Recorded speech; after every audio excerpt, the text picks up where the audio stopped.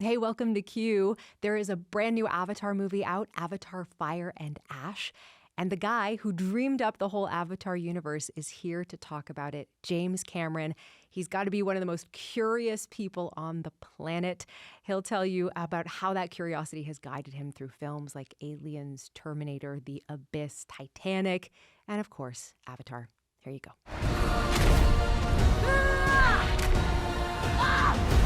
I'll kill you! I swear!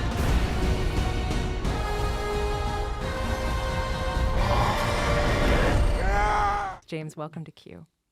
It's my pleasure, and it's great to talk to you. We've never talked before. We haven't, although I've watched your movies for many years. And now you're making me feel old. Okay, fair enough. Very excited to talk to you. Avatar Fire and Ash is a technical marvel. It is astounding to watch. It's so beautiful, and we're going to get to some of the technical stuff in a minute.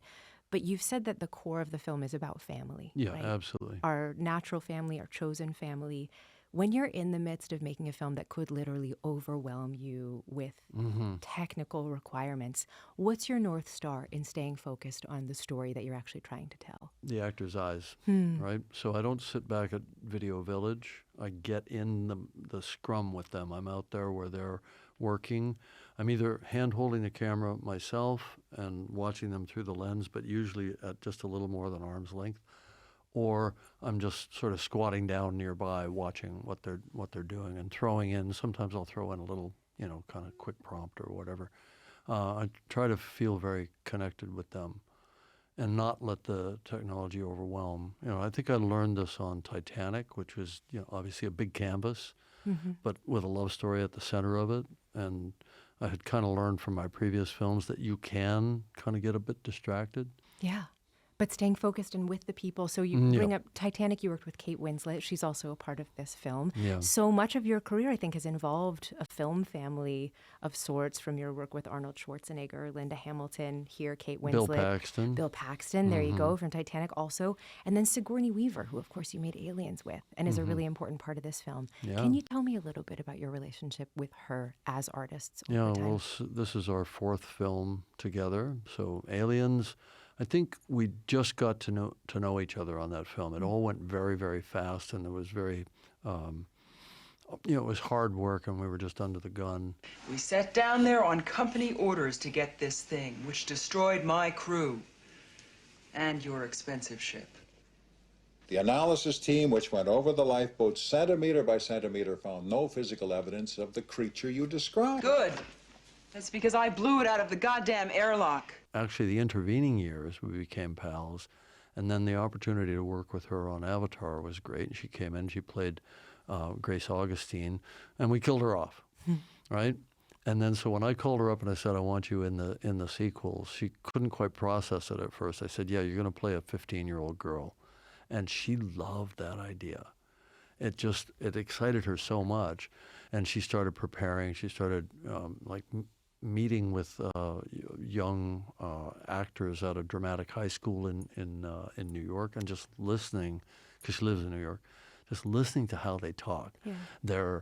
I'm obsessed with this, and the energy, the conviction, and the vulnerability, and the uncertainty, and then she processed all of that through her lens of her adolescence, and she's talking about this because she's so excited about it.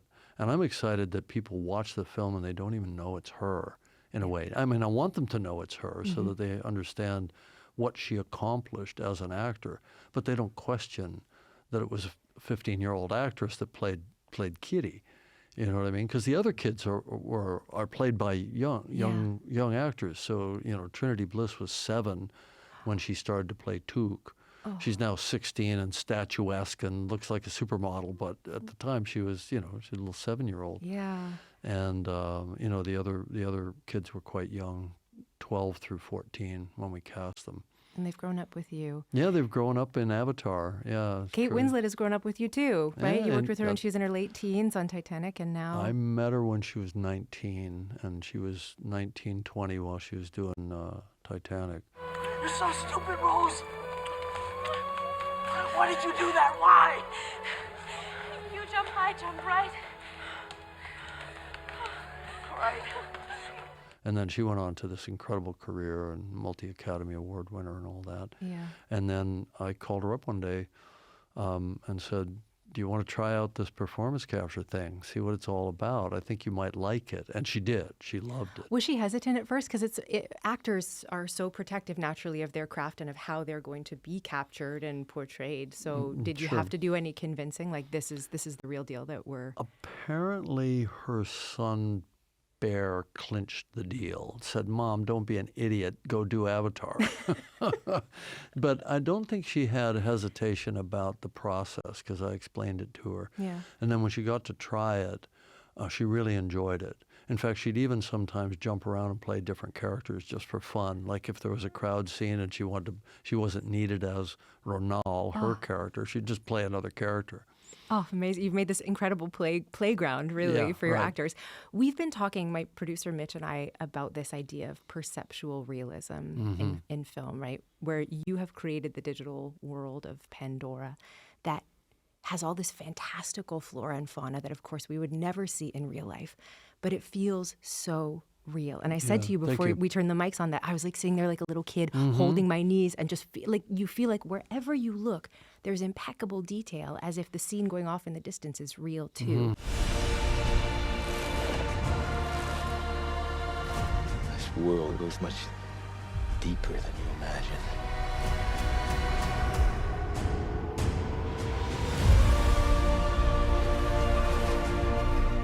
I know that this is a massively technical and detailed process, but can you just give me a little bit of a sense, like what is the key to getting perceptual realism so right? It's very simple. Observation of the real world, right? So we do an awful lot with shooting reference material or gathering reference material from other sources, natural history, photography, stuff we shoot ourselves. We just go out and shoot skies.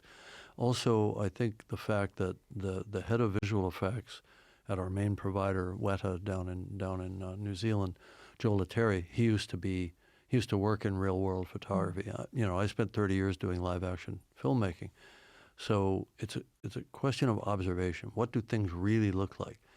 And then, because a lot of these young artists that are doing this work, they haven't done the photography. And I think a critical part of it is to make it look like it was photography. Sometimes that involves artifacts like lens flares and things that are overexposed, and in the nature of the lighting, sometimes the lighting isn't perfect. In fact, you let it overexpose so that it feels more real. So it was finding all those little tricks along the way. And of course, it's a mature art form for us now. We're 18 years into this with Fire and Ash, and just knowing what works. I don't want to throw any other films under the bus, obviously, Go of course. ahead. Okay. Come on. Well, we see so many modern blockbusters that just don't feel real. And I wanted to know what your take is on that, because you say it's all about observation. So where do people fall off? Is it a budget thing? Is it a lack of experience thing? Is it a time thing? I think it's that you've got a generation of VFX artists who didn't do photography. And so I'm spanning because I'm an old dog, right? I think it's also the question of real world physics. So our characters are all captured with it's really people doing real things. I don't know if you saw the documentary on how we Yes. did all this. Yeah, on Disney You Plus, saw yeah. the length we went to when we went out to the Bahamas and we built these machines that simulated how the creatures move underwater and flying around. It was like, we got to figure out how to ride these critters if you were really in the ocean, and then we can come back and we can figure out how to quote unquote simulate that. Yeah. So getting people to actually do everything, because I think a lot of these superhero movies, people bounce around like grasshoppers. They don't have any weight. They move too fast, and I know all the reasons why, what their workflow is, and how it comes from storyboarding and previs, and they've got 80 frames to do the shot. We don't bid in shots. We bid in minutes. So nobody else does this. What does that mean? It means that when we're going to an effects provider like ILM or Weta, we say every shot is hard, because a close-up, when it's a CG character, a close-up's as hard as a battle scene with 40,000 people in it. So you're just going to bid by the minute. So we don't know how long the shot is until we cut the film. I see. And you know what I mean? So we're not taking previs and then having them try to cram a lot of movement in that doesn't really fit. Right. We use real world physics. People are really doing it. Stunt people are really riding creatures and getting knocked off cliffs and whatever else is happening. And then, so it's not keyframed to fit a rigid frame length or a shot length. Right, so it's serving the story. It's like serving the magic of it and the visual of it. Yeah. It sounds so exciting. It also sounds really overwhelming. Do you ever get overwhelmed by the magnitude of what you're doing with a film like this? If I was trying to do it myself, yeah, I would. But you know, I'm surrounded by an amazing team. It's over 3,000 people that it takes to make an Avatar film from beginning to end over about a 4-year period. Yeah. Not all at once. I'm not sort of confronting 3,000 people all at once like I did on Titanic and some of our big crowd scenes. But yeah, it's a lot of human energy and it's a lot of work from people who really know their work. So I can kind of conduct the orchestra. I can get them to artistically do it in certain ways, but I don't do all that myself. Is it hard to let go of certain parts of things because you're such a detail-oriented person? A little bit, but I've trained myself to do it. I've increasingly used second unit over the years on the Avatar films so that I don't become a bottleneck for every process. Because, you know, left to my own devices, I would operate every single shot myself. Yeah, I get that sense. You know what I mean? So it's a question of sort of letting it go and trusting that we've created a creative culture in our team so that they kind of will work in my style now, whatever that is. I can't even sometimes describe what my own style is. Sure. Is it something that you have to articulate to people when you're bringing them on board, or is it something that you can sense that they can understand? Like, how does that... It's just working over a period of time and them seeing, you know, what works for me and what doesn't, and it's sometimes a bit unpredictable. But the thing that I try to train everybody to do is think like a storyteller. What is this particular shot out of 3,500 shots? What is it doing to advance the story or to advance the character, you know? And the more they think like storytellers, the more the shots work. It strikes me that your career might have been a lot easier if you weren't as fascinated with water as you are. Like, whether we're talking about The Abyss or Titanic or Avatar, Fire and Ash, this is a key feature throughout your career. It's a major challenge. Where does your fascination with oceans and water come from? Well, aren't they fascinating? They are. Of course they are. But I mean, we all, you know, we can marvel at the ocean when we walk by, but not all of us have devoted like you have. Like, is there a moment for you that you're like, this is a world I need to explore? Here's how I tell myself the story. Okay. And I don't know how it might be something I was just genetically born with, right? But the way I tell the story is I loved science fiction so much. I was always imagining other worlds as I would read, you know, in my teens. And then the epiphany came when I saw some of the Jacques Cousteau specials. And it was the first time we saw a lot of these amazing animals and environments. And I made this weird cognitive leap, which is, that's an alien world, and I can go there. I'm not going to be able to get on a spaceship and go to another inhabited planet somewhere in our galaxy, but I can go there. Yeah. And so I pestered my parents until they finally enrolled me in a scuba diving class. We lived landlocked, 400 miles from the ocean. The only water in the area was the Chippewa Creek, which was part of the Welland Canal system, not the best diving in the world, right? So I was actually a scuba diver, a certified scuba diver, before I ever met an ocean for real. Wow. So how weird is that, right? So it's a very sort of tortuous, you know, path there through the science fiction lens, my own imagination, the leap that it exists here, and I've never been disappointed by nature underwater. Nature's imagination is much greater than ours, and all you have to do is snorkel on a coral reef in 15 feet of water, and you will see it. What's the most unbelievable moment you've had underwater yourself? Oh, there are some structures in the Guaymas Basin in Mexico that are down about, I think it's around 5,000 or 6,000 feet, that are hydrothermal vents that form these big sort of mushroom shapes with this hot water pouring upward off of them because of you know, just the convection and the way they flow. I don't think people have ever seen these things before. We got to image them in 2003, and it was absolutely fantastic. You could never have predicted that. You talk in pictures. You're such a filmmaker, photographer. I think in pictures. Yeah, you're such a photographer. You brought up your parents and that this passion that you showed for water, and that they were like, okay, we'll put you in scuba diving lessons. And, parent figures are such a big part of the Avatar Absolutely. series, right? In particular, mother figures. Tell me a little bit about that and why you're really drawn to writing stories about people's moms. Yeah, and just women in general, kind of fascinate me as a male writer. I think I try to write characters that I want to understand better. Everybody always talks about strong female characters, but that's misleading, I think, because it's really about complexity and trying to understand the female psyche as a male writer, and having a good role model for that. My mother was kind of a proto-feminist, I guess, and she never really succeeded at that. She was kind of stuck in her lane as a suburban mom of 5 kids, but she was always trying to break out of it, doing crazy stuff. She'd take me to a geology class that I didn't even get credit for in school. It was like, let's go learn geology. Once she came home in an Army uniform with a rifle because she'd joined the Army Reserve. She didn't ask my dad, turned into a giant fight. He made her quit. But it was like always trying to push that boundary. Plus, she was an artist. So I think, that's a prototype for me in my life. And then for some reason, I've always, been attracted to strong women who, are doing something interesting, or somebody that I can learn from, just the lessons of life, so to speak. And that's always been the case. So I think that all of that's being reflected in the writing as well.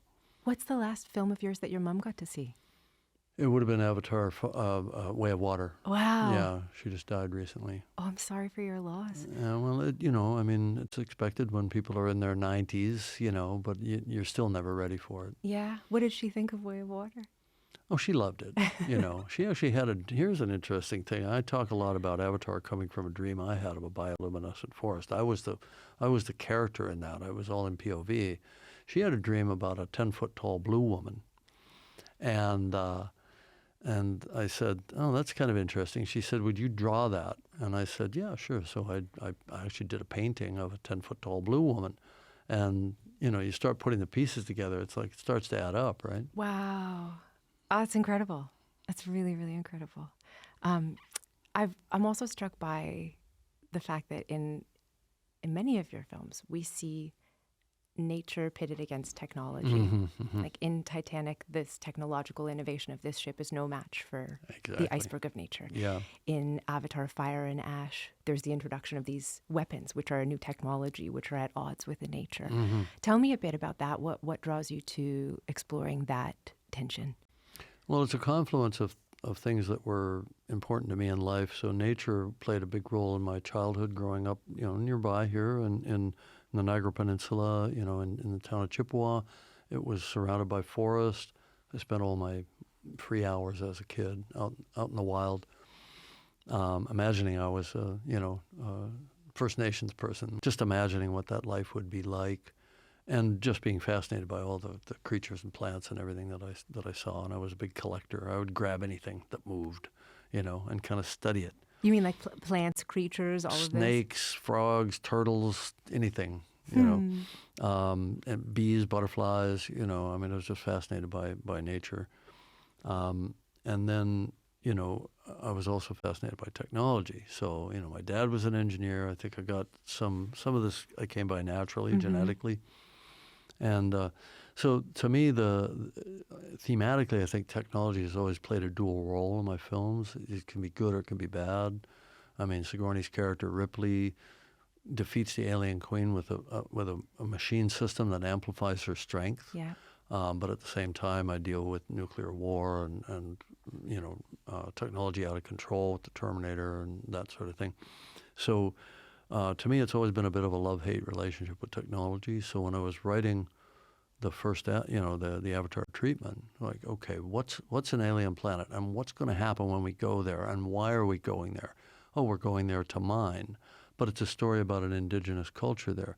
Well, the miners are gonna immediately become in this hostile position with the indigenous And it's like that's happening in our world, and it's happened historically, you know. And then of course I started to apply the kind of the matrix of the colonial playbook that played out when European colonizers came to the Americas and to Australia, New Zealand, and all that sort of thing, Africa. And, you know, so it just kind of all fell into place. It almost wrote itself, I want to say. I wrote the treatment, 82 pages, had every character, every creature in it, and I think I wrote it in like 2 weeks. It just all seemed to condense out like a rain cloud, you know, like a cloud, and then there's a moment when it rains and it condenses out. It felt like that. Like it was inevitable, almost. Yeah, Like sometimes, yeah. I mean, I don't think there's some kind of higher power, you know, kind of dictating through this stuff. But I do feel, interestingly, lately, more and more, that the film tells me what it needs to be, especially in the post-production process. Definitely with the actors, and then through post-production, it's emerging. It feels received as opposed to dictated. Almost like you are uncovering something. You are an explorer uncovering what's there. Yeah. I know that there are 2 more ideas within this Avatar story world. And I've heard you say that you'll see how this one does at the box office before you decide whether you're going to make that one. But that can't be fully true. No, it's true. Is it's it? True. Well, two things have to happen.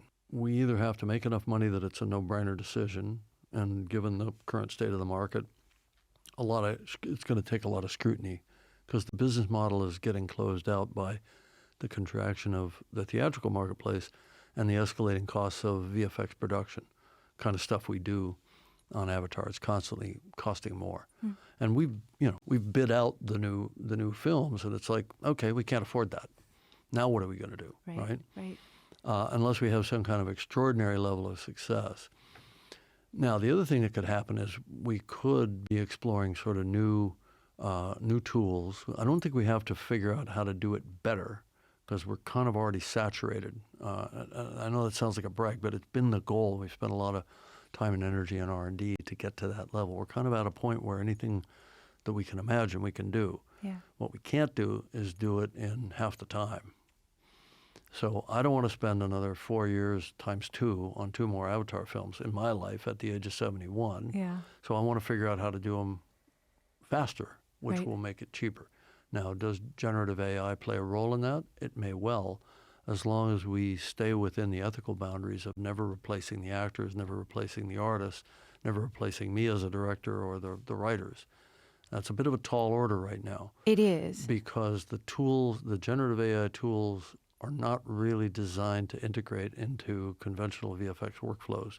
We would have to make them, and we'd have to create them. Because the big companies that are pushing all this stuff, they're just interested in business-to-business models, quick copywriting for, legal texts and medical diagnoses and things like that, and fun stuff you can do to share with your pals. Yeah. They're not professional tools for entertainment. We'd have to create that, and that might take some time. So at the very least, we might be into a delay of a year or so in between productions. You've done so much in your career as a filmmaker. You've spearheaded the creation of new technologies to facilitate your imagination. You've explored in the real natural world and in the digital world just unimaginable terrain. At this point in your career, as you're imagining maybe what the artistic time is that you have left to make what you want to make, is there anything left on your bucket list that you feel like, this is something I really, really, really have to do, I must contribute? Yeah, I have a couple of projects that are not Avatar related that I really want to get to. They won't take as long as an Avatar film. What are they? Can you say? One's been announced, which is The Ghosts of Hiroshima, which is a book that I just bought recently. But from a writer that has been working in that area for a long time, and I'm familiar with his previous work as well, and it's something we've talked about doing for a long time. And then there are a couple of others that I'm not really at liberty to discuss. Fair enough. What's the most fulfilling thing for you as a filmmaker? That's my last question. What's the most fulfilling thing for you? I think it's you set a hard goal, and you get a group of people, especially a lot of young people around you, that have a lot of talent and a lot of innovation, imagination, and make the goal really, really hard, and then accomplish most of it. And in that little increment of failure, you're achieving above everybody else's success. That's always been my kind of motto. And I feel with this film that however it does in the marketplace, I'm very satisfied artistically that we did what we set out to do. And I always make it plural because by the time we're done with the film, everybody has bought into a vision and a style and all of those things and done their damnedest to make it work. Well, congratulations. It's an honor to talk to you. Oh, Thank you. It's been great talking to you. Thank you.